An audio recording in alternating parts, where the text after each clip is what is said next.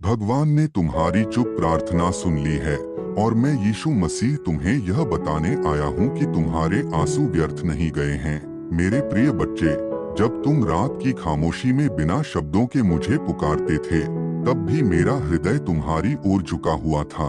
तुम्हारी सांसों में छिपी पीड़ा, तुम्हारी आंखों में भरा डर और तुम्हारे मन की थकान सब मेरे सामने खुली पुस्तक की तरह थी।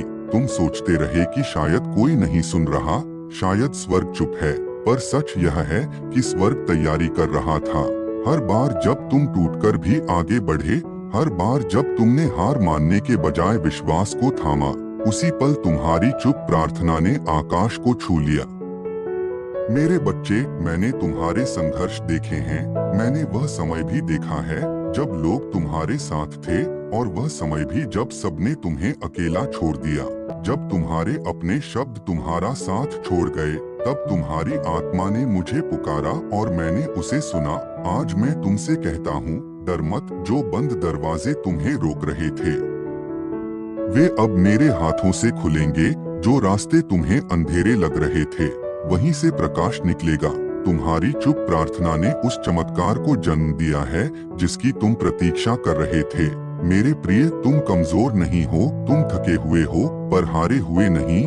तुम टूटे हुए महसूस करते हो, पर मेरे लिए तुम अनमोल हो। जिस समय तुमने मुस्कुराना छोड़ दिया था, उसी समय मैंने तुम्हें अपनी बाहों में उठा लिया था। अब सुनो, परिवर्तन का समय आ गया है। जो बोझ तुम वर्षों से उठाए फिर रहे हो, वह अब मेरे हाथों में सौंप दो। मैं तुम्हारी चिंता को शांति में बदल दूंगा। मैं तुम्हारे आंसुओं को गवाही में बदल दूंगा।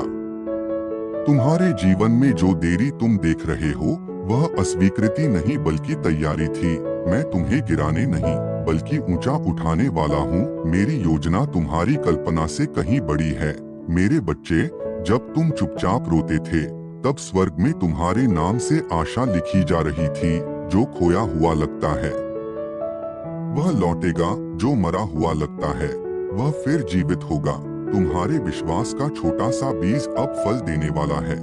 आज मैं तुमसे कहता हूँ, अपनी आंखें उठाओ और देखो, मैं तुम्हारे साथ हूँ। मैं था, मैं हूँ और मैं सदा रहूंगा। तुम अकेले नहीं हो और कभी थे भी नहीं।